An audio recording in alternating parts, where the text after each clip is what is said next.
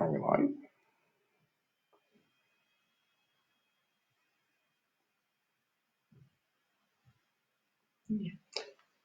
Welcome, everybody, to this Ask the Rabbi session. Any questions, anything you want to ask, feel free to just type it in, and I'll look forward to responding accordingly. This is, of course, a particularly challenging time, but thanks to JLI, there's so much opportunity to be able to connect with so many of you, bringing all kinds of spirituality, Torah, wisdom, knowledge, profound lecturers, and this Any Questions session to you. So by all means, again, you're welcome to type in any questions that you have. I have my highly technological daughter sitting with me, Esty, so she will guide me through in case I have any hiccups along the way. But I'm going to begin with a question that I have now already, two questions, in fact, that I've just received. One of them is simply, what is the idea of animal sacrifice, and is it outdated? That is in connection, of course, with the Torah portion that we just read yesterday, that we're going to be reading again this coming Shabbat, this whole idea of animal sacrifice. I have to tell you, I have a member in my community who is a Kohen. He gets obviously the first call up, and he refuses to get called up during these particular Torah portions because, as he says, he abhors the idea of animal sacrifice.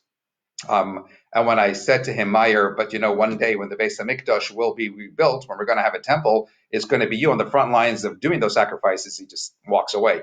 So let's consider, what is the underlying significance of a sacrifice? And by the way, Meyer will still have a good steak or a nice piece of chicken. So let me explain. When the Torah introduces us to the notion of animal sacrifice, it says, Adam ki yakriv mikem, when man sacrifices from you.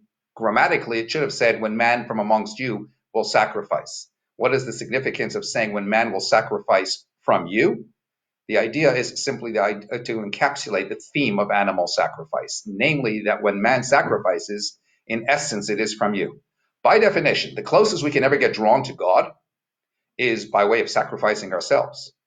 In other faiths, they might believe in that sort of idea, but of course, in Judaism, we abhor that. We maintain that life is of paramount value.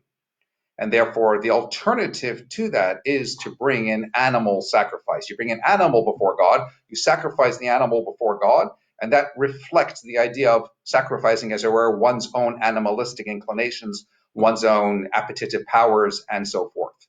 And to that end, it should be remembered that the Kohen will eat something of the animal, the individual bringing the sacrifice will often eat something from the animal, and so on and so forth. So, in as much as you're going to ritually slaughter, shecht a cow and have nice steak, this is just adding an extra spiritual element to it in the first instance, enabling one to bring that sacrifice, to have that moment of introspection, of reflection, whether it's atonement, whether it's a thank you, whether it's a gift offering, whatever it is, and then thereafter still nevertheless partake of the actual meat.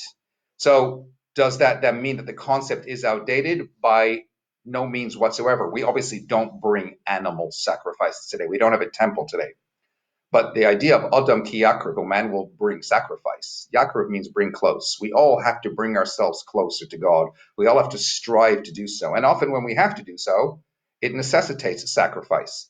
We have to sacrifice certain things that might feed our natural inclinations in order to be able to do what is right and do what God wants from us. By definition, sacrifice is not what can God do for me, but what can I do for God? And that is the essence of it. And that's where we continue to be able to represent the underlying theme of sacrifice in our own lives today. In addition to which, let us remember how prayer, in the words of our sages, as per the verse, Uneshama parim sifasenu, that we replace the oxen, by definition, the sacrifices, with our lips. We can achieve the same today through the power of our own prayer. When you stand before God and you're praying, in that moment, you are to negate your essence before God. And when you negate your essence before God, you are, as it were, sacrificing before God. You're submitting yourself before God, self-abnegation.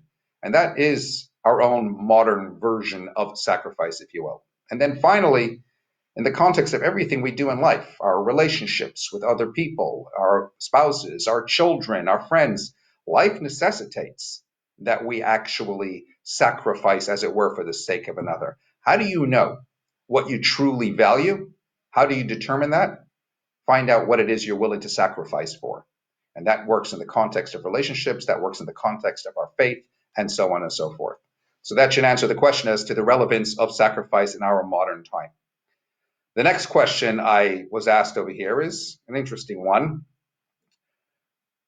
Is it possible to love someone if you don't respect them?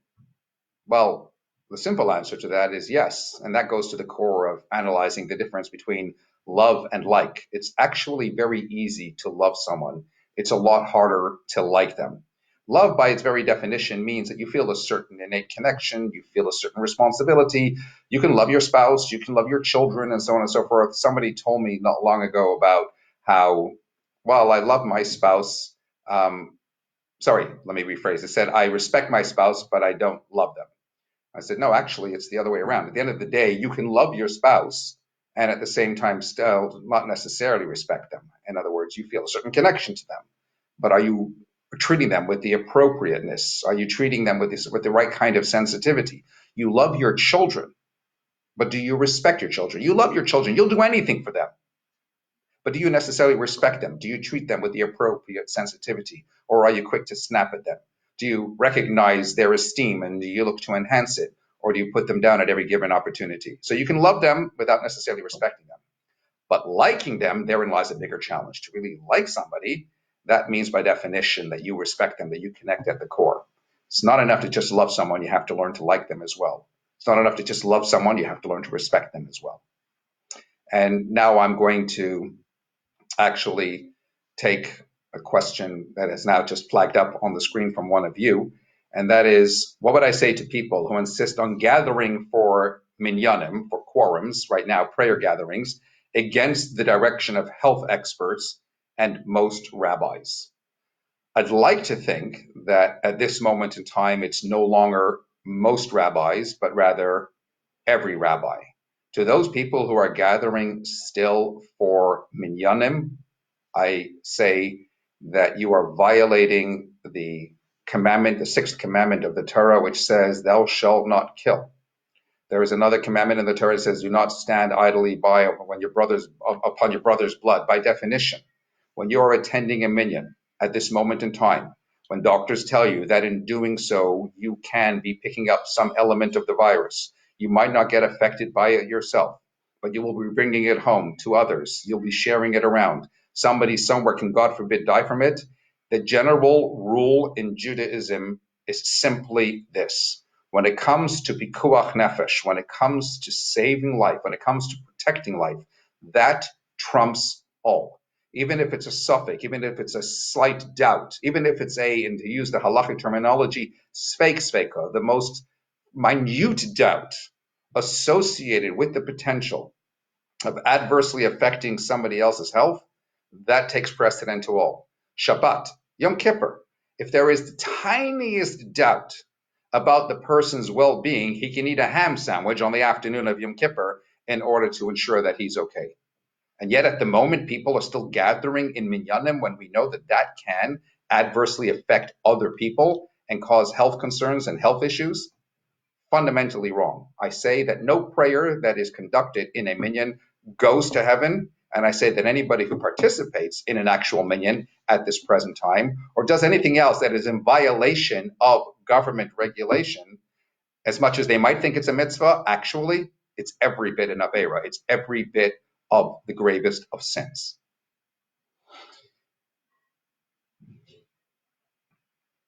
Another question we have over here is, should all Jews move to Israel now? Well, for one thing, we can't move to Israel right now because it's locked down, sadly. Please God, when we come out of lockdown imminently, should all Jews move to Israel? Well, the Lubavitcher Rebbe was once asked the question by a leading Israeli politician, and in another instance also by somebody else, about why it is that the Rebbe doesn't actually go to Israel. And the Rebbe's reply was, going there, I don't have a problem doing. It's coming back that I would have a problem doing. In other words, there are halachic ramifications owing to the uniqueness and the sanctity of the land of Israel, such that when you go, can you necessarily then thereafter return, come back? And the Rebbe's point, however, was that in that context, there are so many Jews in the diaspora. And as there are so many Jews in the diaspora, who's going to look after them? Who's going to care for them? The Rebbe cared for every single Jew. In Israel, thank God, there is no shortage of rabbis caring for all the different Jews that are there. But outside of Israel, who's going to, if not for the Rebbe and the Rebbe's Shluchim and everybody else besides? And the Rebbe used the analogy in one instance to Ariel Sharon, who asked the question, you're a general, and it's true, the general marches from the front, but a captain is always the last one off the ship.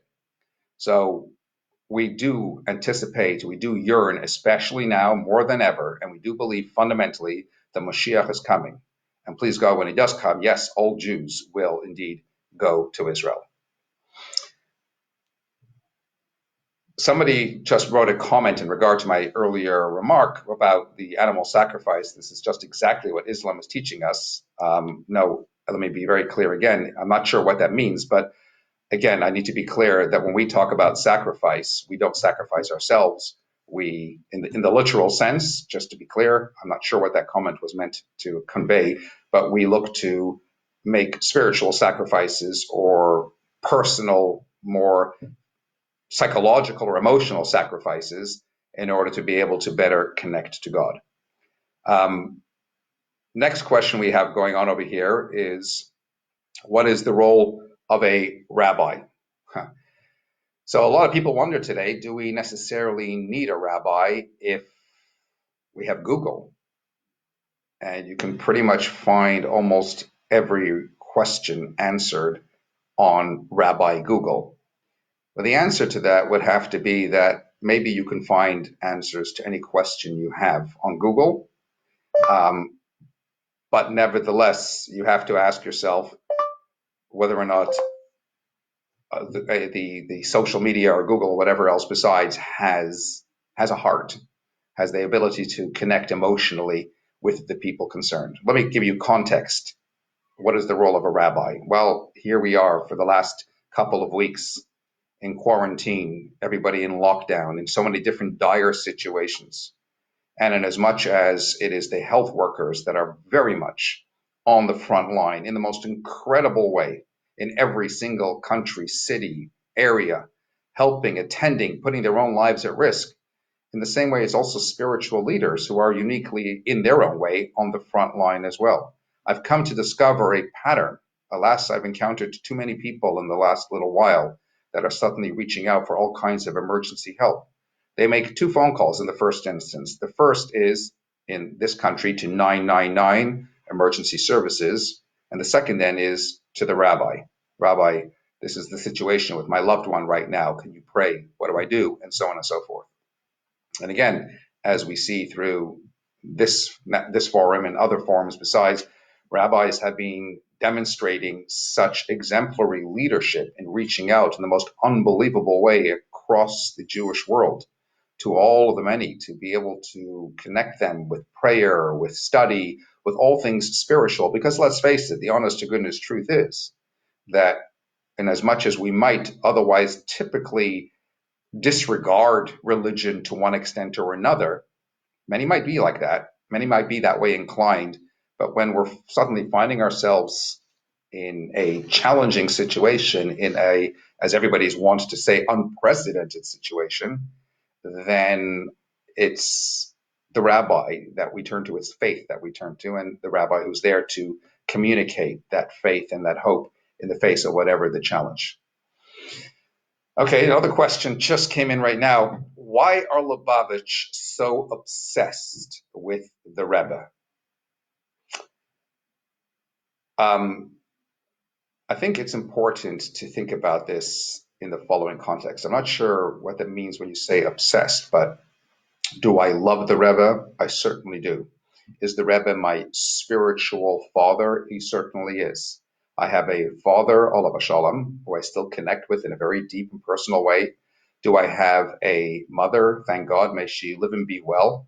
Do I have a spiritual father, someone who has given me direction, someone who has encouraged me to do what I'm doing with my life right now? Absolutely so. And every individual who can relate to the idea of having a deep spiritual, a deep meaningful connection with their own parent will also then be able to relate to the idea of having a deep spiritual connection with a spiritual parent, as it were. Obsession, by its very definition, just simply means that I look to the Rebbe for guidance, for encouragement. I look back to all the things that the Rebbe taught over the course of his many years of leadership. And I continue to be inspired by the Rebbe's leadership. And I continue, therefore, to be inspired to do what I need to do. And it's in times of trouble like we are all in right now that I will also look to the teachings, to the writings, and everything that the Rebbe taught to give me the necessary chizuk, the strength, the encouragement, the fortitude to be able to remain strong in the face of whatever it is that we're confronting right now, to know how to communicate a message outward to other people as well.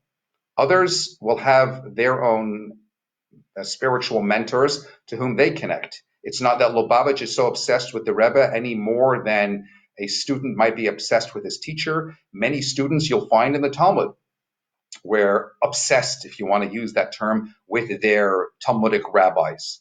Many in yeshivas today are obsessed with their Rosh Yeshiva, the heads of their yeshivas. That we hang a picture of the Rebbe in our own homes. There are many people who have pictures of the presidents of the United States or the Queen of England or whatever else hanging on their own homes. We hang a picture of somebody who inspires us, who we look up to, who gives us a sense of focus. You walk into any ambassador's home or office, and they will have a picture of the current president hanging on their walls, because that's the person who you connect to. That's the person who you answer to. And I and Lubavitch and Lubavitchers connect to the Rebbe. And the fact that the Rebbe may no longer be physically in our presence doesn't negate the fact that I certainly can still continue to connect to the Rebbe, no less than I will continue to connect to my father, who's no longer physically with me. Can I stop and have conversations with my father, knowing that he hears me up above? Absolutely so. We remain eminently connected. Fundamental, and this is a teaching of the Rebbe, fundamental to Jewish belief is that the relationship between loved ones is chiefly of a spiritual nature, much more so than that of a physical. And to that end, therefore, inasmuch as the physical may be taken away from us, the spiritual bond remains intact for all of eternity. Therefore, a parent continues to be a parent, a loved one continues to be a loved one. We still remain eminently connected, and a Rebbe still continues to be a Rebbe. And to that end, therefore, I remain eminently connected. I continue to be inspired. I continue to share that inspiration. And if you want to call that obsession, so be it. But it's my fuel to my engine. Somebody else over here is asking a question: how can I stop procrastinating? How do I stop procrastinating? Well, at this current time, I think we are more challenged about that than at any other time, because there seems to be no structure to our day. And I think it's important, generally speaking, that we tend to suddenly now find ourselves in this current situation, confined to our own homes, and suddenly doing all the things that we may have pushed off doing now for, I don't know, however long. Structure in your life is extremely important. What is it they say? Ladies, don't worry, your husband will get around to doing that which you asked him to do. There's no need to remind him every 6 months. Therein lies the point. We have to be a little bit more focused. We have to have a little more structure in our lives. And perhaps more than anything else, what is of extreme importance is that we should prioritize. We all have to prioritize, excuse me, insofar as what we need to get done first. So if you want to know how to stop procrastinating, remember one of the first laws of Shulchan Aruch, of Code of Jewish Law. Have a oz kanamar v'kal kanesher, be strong as a leopard, light as an eagle, Rutz katzvi, run like a deer, be strong as a lion, etc., etc., to do the will of your Father in heaven. In other words, don't procrastinate. Get with the program. Stay focused and remain committed to everything that you actually need to do with a list of priorities. And at this moment in time, more than anything else, make a list. Get some structure in your life. Start first thing in the morning, knowing that you're going to get up exactly the same time each day to pray, to daven. Make a point of thereafter taking out 10 minutes, half an hour, whatever it is, to do some Torah study, whether it's here online, Torah Cafe, or wherever else besides. and then get on with your day and get on with your work. The next question I have over here is, will this Pesach be different to other Pesachs? Should we treat it as normal? That's a heavy question, a pretty interesting and loaded question. I think, in keeping with the earlier point that I just made, it is of paramount importance that we try to maintain normality in our home for the sake of our own sanity, for the sake of our own children, if we have them around. It's going to be different. There's no denying that. There are many who are going to be spending Pesach in isolation. There are many elderly who might otherwise have spent the time together with their children and now will not have that opportunity. So I think it's important that as much connection before Pesach should be made. Obviously, Pesach brings with it its own halachic restrictions. But before Pesach, one should make as much connection as possible. People are doing that anyway. Rabbis should reach out. There can be all kinds of creative and innovative ways by which a Seder made simple can be offered to communities so that you'll know exactly how to conduct yourself, what in fact to do, because so many until now didn't do their own Seder. They were with family or they were at a Pesach program, and all of a sudden they're finding themselves in a situation where they have to do their own. And to that end, therefore, it's important to create that awareness, those teachings. Chabad is making all kinds of Seder on the go, where you can get your Seder plate, you can get everything made available to you and dropped off by you in order to be able to conduct your Seder in the best possible way.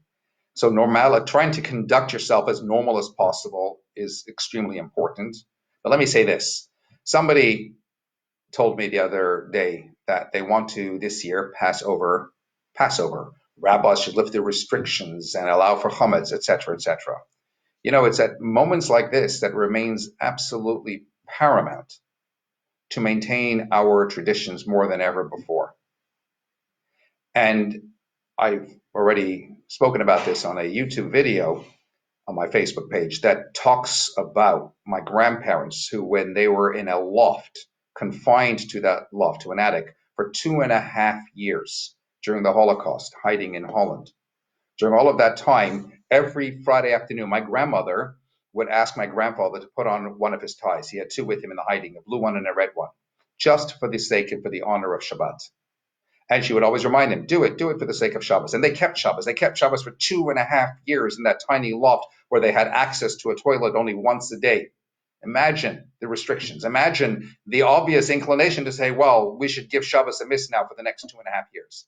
It doesn't work that way. It's precisely in these moments that we dig deep, that we reach to the faith at our inner core, and that we then look to hold tight onto our traditions. And especially if we have children around us, what message are we teaching them if we suddenly show them how in the face of hardships, we throw up our hands and we abandon what is so fundamental to our very essence, namely our faith, our Judaism, our traditions? Jewish people from time immemorial have managed to hold strong to their faith in the harshest of conditions and times, already dating back to the story of Egypt itself. How much more so should we endeavor to do the same? Moving on to the next question over here. Will Torah and science ever reach a happy medium? Torah and science have already reached a happy medium. In fact, Torah scholars are more than happy to reconcile science with Torah. Scientists have perhaps a little bit of a harder time necessarily reconciling their beliefs with Torah. It has been demonstrated time and again. Torah, as far as Judaism is concerned, is of course absolute. Science continues to evolve. Science continues to change. Science may have had a lot of earlier ideas that they have since abandoned and moved on to new ideas because it's an ever-changing science. And Torah, on the other hand, remains absolute because it comes from the divine in the first instance, who is absolute. And if one wants to, one can study carefully and speak to many Torah-abiding scientists who will illustrate how science itself always conforms to Torah. Torah doesn't have to adjust itself to science. Science can, will, and does actually adjust itself to Torah. I'm going to move on to the next question. What is the Jewish view on meditation and yoga? It's an interesting question. The Jewish view on meditation itself is certainly something that dates back to the beginning of time. If you look in the Mishnah, in the tractate Brachot, it tells us there that Hasidim Harishonim, the earliest Hasidim, pious men, Hayu Shohim Shah Achas, they would spend an hour prior to prayer in meditation. The idea is that you would spend time closing your eyes, Hasidim till present day, from then till present day, and many others besides will pray very slowly. They won't rush through their prayers. They will spend time before they commence prayer, closing their eyes, going into deep meditation to think about God, to think about the world around them, to think about their purpose in this world, to be able to better connect and get themselves into that right frame of mind before they actually start to pray, so that they can connect and make their prayers all that much more meaningful. So meditation itself is certainly something that has absolute substance within Judaism. Yoga, well, there's all kinds of aspects to yoga. In terms of yoga, stretching, building up your core, or whatever else besides, obviously there's nothing wrong with that. In terms of general meditation while you're doing yoga, being allowed to hum and mantras or whatever, as long as it's benign, if you will, religiously or spiritually benign, there's no issue with that either. There are other aspects, obviously, like of Buddhism, that is more problematic when it comes to meditation. And there are aspects of meditation or aspects of yoga that could actually fall more in line with certain real ideas of idolatry. And one has to be particularly careful and not cross that line. So meditation, yes. Yoga in conformity with broader general Jewish guidelines, absolutely so. But be careful, because there are other aspects of meditation or yoga or what have you that can be much more problematic. Is there really such a thing as soulmates? And is there only one soulmate out there for us? Yes, Judaism absolutely believes in the idea of soulmates. In fact, the Talmud itself tells us that 40 days before the formation of a child, God already predetermines who is going to marry whom. In other words, the two souls are introduced to each other at that earliest point in time. And then they come into this world and they navigate through this world until they ultimately meet up again. And inasmuch as when you meet the other person, you think, oh, this is me and her making the connection, ultimately it's not. It's God who's bringing those two souls that were introduced all that time ago back together. In fact, here's a curious point. The Talmud actually tells us that it is as difficult for God to bring two people together as it was to split the sea. I mean, if you want to somehow say that it's difficult to create a match between a man and a woman because we are, after all, diametric opposites, then so be it. But why use the analogy of suggesting it's as difficult as the splitting of the sea? Where does the splitting of the sea come into it? There's a fascinating medrash where we are told how when God created the world in the first instance and he brought water into being, he brought the souls of the Jewish people that would eventually be enslaved in Egypt, and he presented them before these waters. And he said, there will yet come a point in time when these souls will stand before you, and I am creating you on condition that when they do, you will have to run contrary to your nature and ensure to split before them. And that was that, and the deal was made, as it were. Fast forward all those many years, those souls are now down in this world in physical bodies, and they've been through the enslavement in Egypt, the corruption of Egypt, the idolatry of Egypt. They come out from Egypt, they come before the sea, and in the first instance, the sea doesn't split. I don't know you, I don't recognize you. You're not the same souls I made that condition with all that time earlier. After all, they're now contained in bodies having been exposed to all kinds of corruption. God steps in and says, I swear to you, these are the same souls with whom you made that condition, with whom you made that deal all that time ago. Albeit that you can't not necessarily readily recognize them right now. At which point, God then, the sea then makes a point of splitting before those Jewish people. In a very similar vein, like we said at the outset, God predetermines who's going to marry whom. We are souls that are introduced to one another. But we come into this world, we come into physical bodies, we trek through our whatever journeys in our lives, and then obviously at some point or another, we meet up and we don't, in the first instance, recognize each other. We have to get past all the physical exterior, the compatibility, the chemistry, all that kind of stuff. And then ultimately, we feel that connection. And we do feel that connection because that connection is on the level of the soul. And as long as we always then look to nurture that, to recognize and appreciate that we are not, in the first instance, two physical entities that are looking to maintain our compatibility through however many years of marriage, but that rather we are in essence soulmates who are intended for each other, then we will always strive to nurture that as we go through life. And yes, there will be hurdles and there will be hiccups and there will be challenges, but so long as we ultimately recognize we are soulmates, then invariably we will always be able to keep that marriage strong going forward. Which is why it's always extremely important to introduce a spiritual element into the marriage, to nurture the spiritual side of marriage. And that goes into a whole discussion, for now, of course, of the laws of family, purity, of the idea of bringing all kinds of spirituality, holiness into the home through Torah learning and whatever else besides. But the question had a follow-on over here, and it says, why is there then also the notion of a Jewish divorce? So the question is more precisely, why is it up to the man to allow a couple to get a Jewish divorce? Actually, that's a fundamental mistake. First of all, the idea of Jewish divorce is acknowledged by the Torah. It's not that divorce itself is forbidden in the Torah. On the contrary, Torah itself discusses the laws of divorce.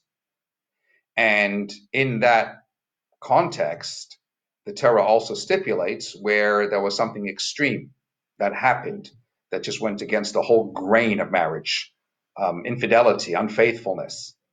So what the Torah is communicating to us is, first of all, it recognizes the reality of divorce in the first instance, but at the same time, it also is saying that, unlike what may be much more commonplace today, how dare you look at me funny, where's my address book, I'm calling my lawyer, it's only in extreme circumstances that one might need or feel the need to actually get divorced. But long before you get to that stage, surely couples should be working on their relationships, should be addressing the immediate paramount concerns, should be nurturing their relationship, addressing whatever it is, so that they can be able to bring themselves back to where they were at the very beginning of time. You know, under a chuppah, what do? We break a glass, and everybody yells out Mazel Tov. Why are we yelling out Mazel Tov after breaking a glass? The glass is symbolic of the destruction of the temples. And the answer is it's there to remind the couple that things do break in a marriage. Glasses sometimes get broken, but it's small, it's trivial. Don't let little molehills diverge to become ultimate mountains. In other words, even as things break, you can still say Mazel Tov. You can fix it. You can move on from there. It's only when you allow things to escalate out of proportion that you might suddenly find yourself in that crisis situation. Insofar as the precise question about why it's the husband, it's not the husband. The wife can initiate divorce as well, if God forbid it's required. It's the husband who gives the get in the first instance. Don't forget, under the chuppah, it's the husband who's placing the ring and saying, behold, you are betrothed to me, etc., etc., etc. And therefore, because he's the one who's initiating that original act of marriage, he's the one who ultimately gives the get in order to, alas, if it comes to it, actually end the marriage. But again, let's not focus on the negative. Let's all work on our relationships, work on our marriages to keep them strong as real soulmates, which Judaism fundamentally accepts and recognizes. Somebody's asking me over here to please say something about Mashiach is coming. For one thing, we say Maimonides' 13 Principles of Faith. I believe with absolute faith in the coming of Mashiach. And even though he may tarry, I wait for him every single day. It's not enough just to wait.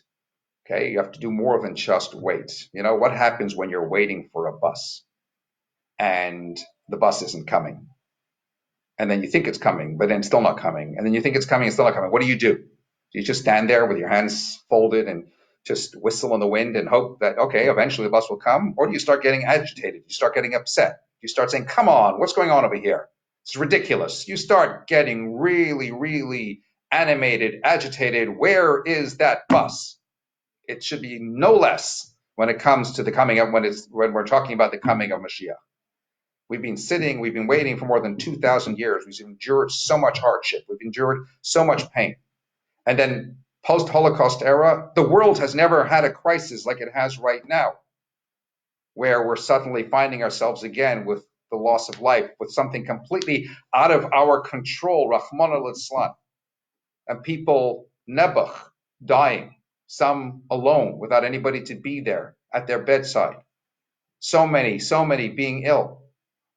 So now more than ever, we have to believe, and more than believe, we have to cry, we have to demand that Mashiach should come, because frankly, enough is enough. And it is indeed our sages who told us that it was in Nisan, the Hebrew month of Nisan, when we were redeemed, of course, on the celebration of Pesach from Egypt, and it will be in the month of Nisan that we will ultimately be redeemed. Well, here we are in the month of Nisan. So I believe, I'm holding on with absolute faith. With all the chaos around us, there's got to be something else going on in God's world right now.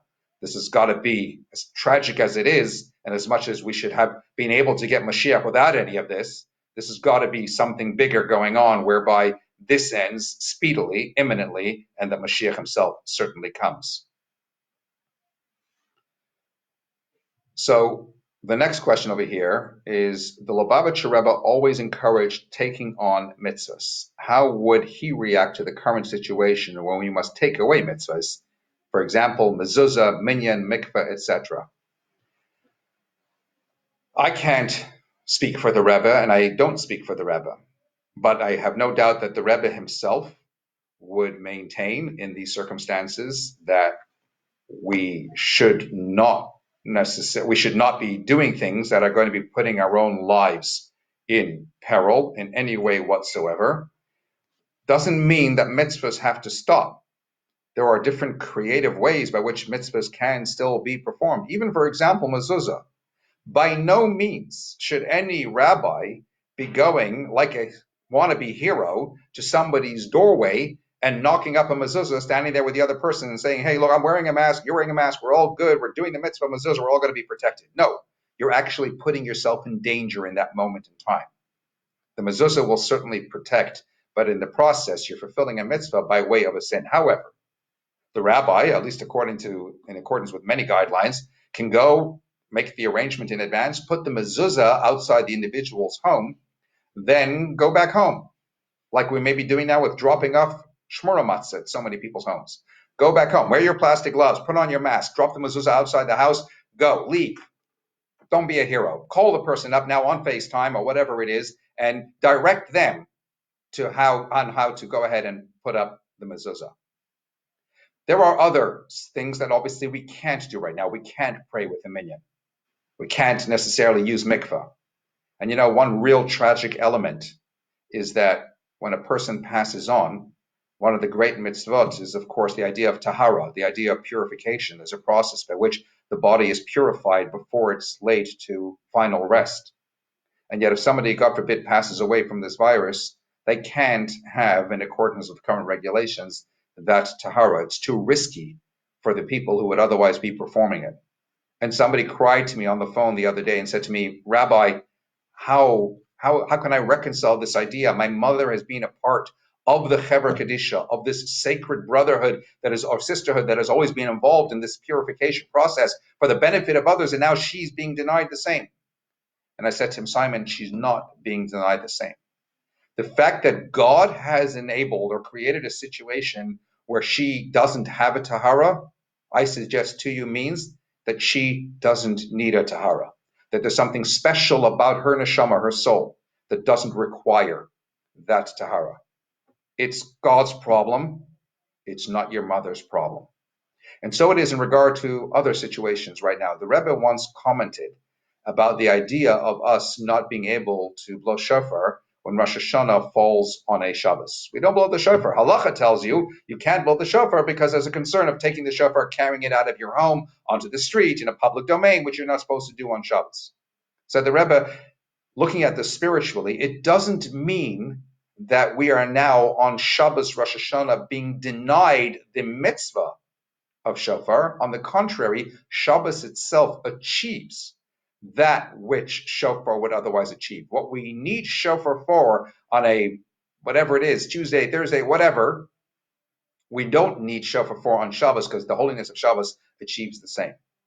For whatever the reason that we normally need minyanim in order to be able to pray, and there's certain things that we currently can't do in the absence of a minyan, nevertheless, as far as we're concerned right now, in God's current world, we don't need a minyan. God wants our own individual prayer.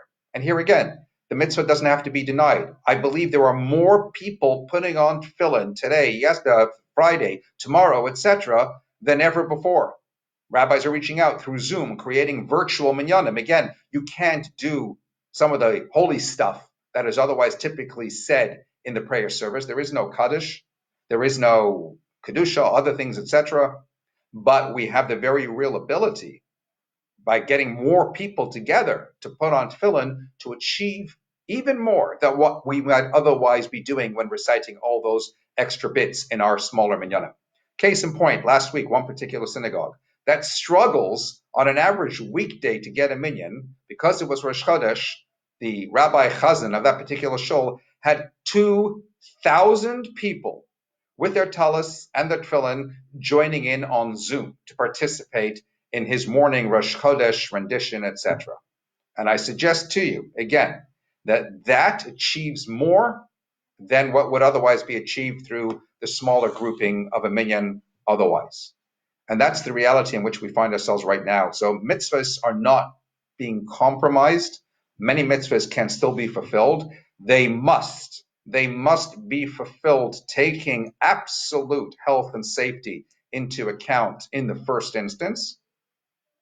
And then for those things that we cannot in fact do, well, it's not that we're being denied them, it's that we're doing other things that actually replace them or actually achieve the same, if not in fact more than them. And as a final point regarding this, so for the many who can't currently say Kaddish, many tune in to my virtual morning minyan on Zoom, and at the end, and likewise in the evening, we learn a Mishnah. And we read out all the names in whose memory we are learning that Mishnah. The word Mishnah has the same letters as the word neshama. It is ancient tradition that Mishnah can give great elevation for the benefit of the soul. And in that moment, when we're learning the Mishnah, people who are joining are very focused in that, and it does give them, no doubt, a certain kind of comfort, as has been conveyed to me. And at the same time, it certainly gives equal elevation to the soul. Next question is this: should we become vegetarians to fulfill the mitzvah of tikkun olam and help the environment? Well, that goes to the core of the big question of vegetarianism. There's a lot that is discussed in various different philosophical and halachic literature in regard to the notion of vegetarianism. It should be noted, a lot of people may not be aware of this, but Adam himself was a vegetarian, Adam and Eve, in fact, and it was only later on when Noah came out from the ark that they were allowed to go ahead and eat animals. And there's a lot of fascinating discussion and analysis on this. Obviously, if you want to talk about becoming a vegetarian for the benefit of tikkun olam, I'm not sure how that necessarily helps the environment. Forgive my naivete, but I will say this: Hasidism, Jewish mysticism, makes the point that everything is created for a purpose, as per the mission and ethics of the fathers.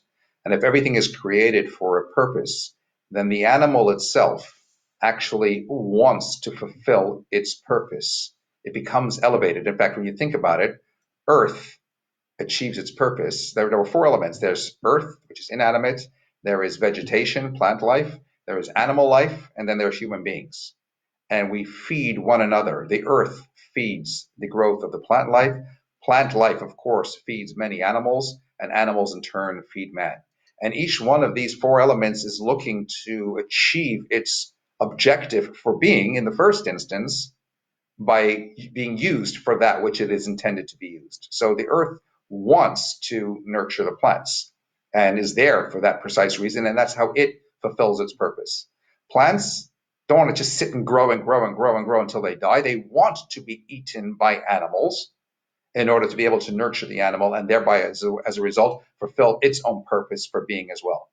And animals, as Hasidism and Jewish mysticism maintains, want to be ritually slaughtered, whereby as a result they become elevated and they then fulfill their purpose by giving nutrition to man, who in turn then has the ability to elevate himself and have the wherewithal, strength, and ability to go about doing his divine objective of fulfilling God's will here in this world. And we have another question coming in over here, and that is, what are the expectations to honoring one's parents? Well, Torah itself, of course, tells us in one of the very 10 commandments, Sabiha, one has to respect one's parents. And then it says, L'ma'an yarichon yamechos, that you will have long life. It's interesting because we don't typically find the mitzvot of the Torah stipulating what the associated reward is going to be. In two particular instances, we do. We find that in regard to honoring parents. We also find that in regard to sending away a mother bird. That is to say, there's a mitzvah, you climb a tree, you see a mother's bird, a nest, you send away the mother bird before you go ahead and take the eggs. How simple is that mitzvah? You just have to make a noise, the mother bird flies away, and when she does, you can take the eggs if you want to use them for whatever purposes of consumption or what have you. And when it comes to that mitzvah, the Torah says that when you fulfill this mitzvah, the reward is long life. So there you have the simplest mitzvah of the Torah: chase away a mother bird, no big deal, long life. And in contrast to that, you have the other mitzvah of the Torah, respecting parents, and the reward for that is long life. So number one, the significance of that is to emphasize how respecting parents is actually considered the most difficult of all mitzvot. Not only is it the most difficult of all mitzvot because there's no limit to it, because whatever you do is never even necessarily enough. And by way of example, Rabbi Tarfon, the great Talmudic sage, once when he passed away, his mother told the other scholars when she encouraged them to eulogize him about how wonderful he is, that he used to put his hands down on the ground such that she would be able to walk on his hands rather than the earth outside when she had to walk about over there. And they kind of minimized somewhat. As great as it was, they suggested or they insinuated that that's nothing in the context of what one is generally responsible to do. In other words, wonderful, but big deal. There's no end to what we are ultimately responsible to do. But beyond that, the mitzvah of respecting parents extends itself even beyond life. There is a mitzvah to respect parents even in their passing. There are all different ways by which we can and should continue to honor our parents even when they are no longer physically with us. Now, obviously, there are certain situations, and I'm going to be straight up over here, abusive situations. And when there are abusive situations, to what extent am I supposed to respect my parent when my parent is abusing me? Obviously, that's a very fair and very meaningful question. And obviously, there is a certain balance that has to be sought where you have in the first instance, an absolute responsibility to protect yourself. And respecting a parent doesn't mean that then thereafter, even as you protect yourself, you somehow still have to go out of your way for your parent. If your parent is being abusive to you, you don't have to engage with them in any way whatsoever. You walk away. You need to protect yourself, your well-being. Again, that comes first and foremost. But you don't have to, in the first instance, also at the same time deliberately disrespect your parent. So you're still maintaining that balance. You're respecting your parent by not disrespecting them, even as you may not go out of your way for them in the first instance. Another question over here is, how do we reconcile a good God with the current pain that we're all enduring? That's a very powerful and, again, meaningful question. My go-to place always in regard to that is Elie Wiesel. Elie Wiesel endured the terrible hardships and terrible tragedy of the Holocaust. He lost all of his family there. He was in the depths of hell, or the depths of Auschwitz. And he famously thereafter said, you can either love God or you can hate God, but you can't ignore God. By definition, if you're superhuman and you love God, notwithstanding whatever God is throwing at you, hey, all the power to you. If you want to get angry with God in the process, hey, he gets it. He understands. By all means, you want to challenge God, go for it. Absolutely so. But as Wiesel pointed out, you can't ignore God. By definition, whatever brought you to the belief of God in the first instance cannot now be rejected outright in the face of whatever adversity. That's an emotional response, not a rational one. It's like saying, if I don't understand Einstein's theory of relativity, therefore it must be flawed. My inability to comprehend doesn't negate God's existence in the first place. Just because I don't see the Big Dipper on a dark, cloudy night doesn't mean it's not there. So I can challenge God, just like Moses himself did. He did turn around to God and he said, Lama harais lama zeh, why are you allowing evil to befall these people? Some suggest this was a certain lapse of faith in Moses. Again, the Lubavitcher Rebbe points out and says, no, actually, this is an illustration of faith of the highest order. It's only precisely because you believe in God, and more than that, that you believe God is involved in all the intricacy and everything that goes on and all the fine detail of our universe, that you now know and feel that you're able to address the question of why. If you don't believe in God, there's no question of why in the first place. It's only because you believe in God, and in Moses' case, because you believe God is involved in every little detail and happenstance, that you can ask why, therefore, because you are involved, are you allowing evil to befall these people? So we're entitled to challenge God. Can I understand why God is doing what he's doing? Well, Moses himself wanted to understand. When Moses stood at the burning bush, we're told that God said to him in the first communication, when the Jewish people will ask, what is my name? Tell them, I shall be as I shall be. What does that mean? In other words, I will be what I will be. It's no matter how great you, Moses, yourself are, you will never have the ability to properly comprehend me. And that's the first communication that God is instructing Moses to bring to the Jewish people. If you're going to have a relationship with me, then know that I shall be as I shall be. There will ultimately be things that will be beyond human comprehension. I am, after all, a mortal being. I am, after all, limited to the confines of time and space. So I cannot hope to necessarily understand an infinite being who has no limitation.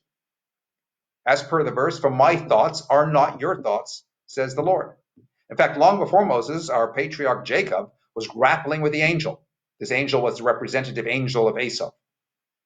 And when Yaakov finally prevailed, he says to the angel, what is your name?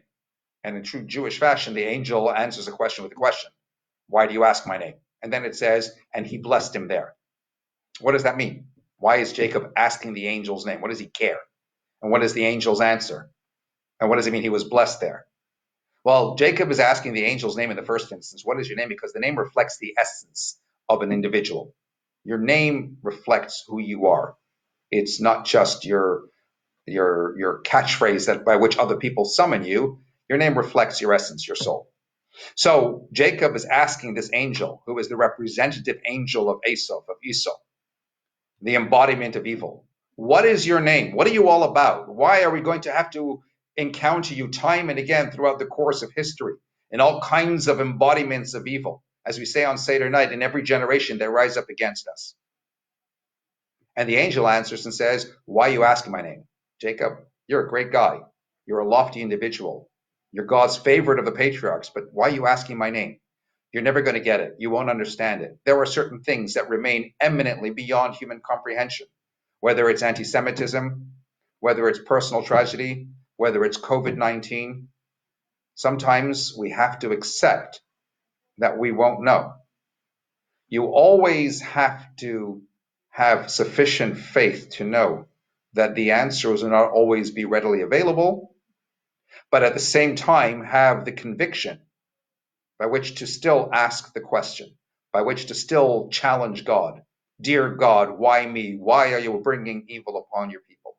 And when you get that balance right, as per the way that verse concludes, and he blessed him there, you'll find a certain contentment in your life, at least within the context of your faith. There was a farmer who had a horse that one day ran away. And all the townsfolk came to the farmer and said, oh, we're so sorry this happened to you. He said, I don't know, maybe it's a bad thing, maybe it's a good thing. And then the horse came back with a whole bunch of wild horses in tow. And all the people came to congratulate him on his newfound wealth. He said, I don't know, maybe it's a good thing, maybe it's a bad thing. Then one day the farmer's son went riding out on one of these wild horses that fell off and broke his leg. And all the people came along again and said, oh, we're so sorry this happened to you. He said, I don't know, maybe it's a bad thing, maybe a good thing. And then the king had conscripted all able-bodied men into the military. Only, of course, now the farmer's son couldn't go because he had broken his leg. And the farmer said, now I know when my horse ran away that it was a good thing. And the message of the story is that sometimes we can see the sequence of events. We see the end result and we understand in hindsight why something happens. Most often, in fact, pretty much all of the time, we don't know the end result, but we will. We will when Mashiach comes. And that's what we're yearning for. But until that point, we continue to ask, we continue to cry, we continue to demand, we continue to challenge, dear God, take it away. Why are you doing evil to these people? And notwithstanding that, we continue to remain faithful. We continue to believe nonetheless. So Alice is asking a question, isn't this pandemic more about Hashem than anything political? What politicians are handling this isn't all from Hashem? Well, I think we just answered that question essentially in the context of what we're saying over here as well. Ultimately, everything comes from Hashem. This pandemic, yes, it may have started in Wuhan in China. It's not to be blamed on politicians. Yes, we have free choice about how we're supposed to be doing what we're supposed to be doing. And when people are conducting minyanim, if I dare go back to that, or doing other things that are not in conformity with government regulation, then it's their free choice and their violation of Torah law by conducting that minyan or doing whatever else besides that is bringing more of this upon ourselves. And if we listen and we do what we're supposed to do, then please God, we'll make it all end. But ultimately, in the first instance, yes, it comes back to God. And like we said, why? Don't know. Dear God, indeed, why? Take it all away. And then, of course, the yearning for Mashiach to make that finally happen. I'm going to take two more questions, and then we will wrap up. So one question over here is, where does prayer come into all of this? Well, there's a Talmudic story, one that I heard my father, Olav Hashem, cite numerous times throughout my childhood. I've shared it many times before, and it always resonates with me. It's a story of King Chizkiyahu, who had taken seriously ill. And the prophet Isaiah came to him and advised him on behalf of God that his end had come. And Chizkiyahu protested and said, but why? And he said, because you didn't even fulfill the first mitzvah of the Torah. You didn't have any children. You didn't fulfill the mitzvah of being fruitful and multiplying. In fact, you never even got married. And Chizkiyahu said, yes, I know, but that's because I have my own prophetic ability as well. And to be honest with you, I know that if I was to get married, I'm going to have a son. He's going to be my successor, and he's going to lead all the Jewish people astray. Isaiah, the prophet, then responded with what has to be one of the most profound statements ever, when he said, that may be so, but you do what you have to do and let God worry about what he has to do. But the way the Talmud concludes telling us this story is that the king then said, you're right, I'm going to pray. The prophet told him, I'm sorry, it's too late. You have to go back to your maker. Chizkiyahu turned to the wall. He prayed. He was spared. Yes, he went on and had a son and so on and so forth. But he was spared. Says the Talmud, even if a sword is pressed up against your neck, do not ever give up hope. Believe fundamentally that God will still help you. Because if God got you to it, God will get you through it. That's the power of prayer.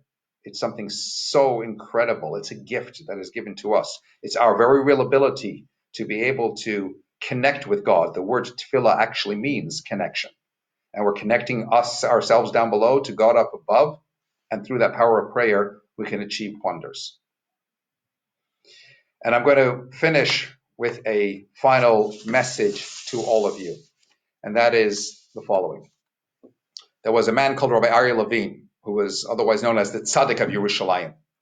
And he used to visit prisons in Israel during Pesach and other times as well. And he went in once on Chol Hamoed Pesach during the intermediate days, and he asked the prisoners, how was Seder night? Did you manage? And they said it was fantastic. We managed to conduct our Seder most appropriately. We had everything. We had our wine. They gave us our matzah. They gave us our maror. We had our charosses. We had everything. And we did everything. We read the whole Haggadah. We shared in the whole experience. He said, that's fantastic. Gewaldig. They said, yes, but there's only one thing we were not able to do. And he said, what's that? So when it came time to opening the door to recite that passage of Shvo Chamascha Telel Elijah, the prophet well, we're in prison. We can't exactly open the door over here. And no, they weren't about to allow us to do so. Said Rabbi Aryeh Levine to them, you're making a mistake. If you only open up the doorway in your own heart, then all the blessings can come flooding in. Our sages tell us, quoting from God, "Piskli kapiskli, open up for me just a little bit of a needle hole, and I will open up for you the doorways of a banqueting hall." What does it mean? Why specifically a needle hole? What's the significance? Because with the needle, we sew threads together. The threads of people from across the world are now all being sewn together. We have to open up our hearts to one another. We have to open up our hearts to God. Even if it's just a little opening, let us do so. Let the blessings come pouring in. And let us indeed merit the coming of Mashiach, of Elijah the prophet, like on Seder night, but still before Seder night, and following on from him immediately, the coming of Mashiach Tzidkenu. Look after yourselves and each other. Be well, be safe, and be happy.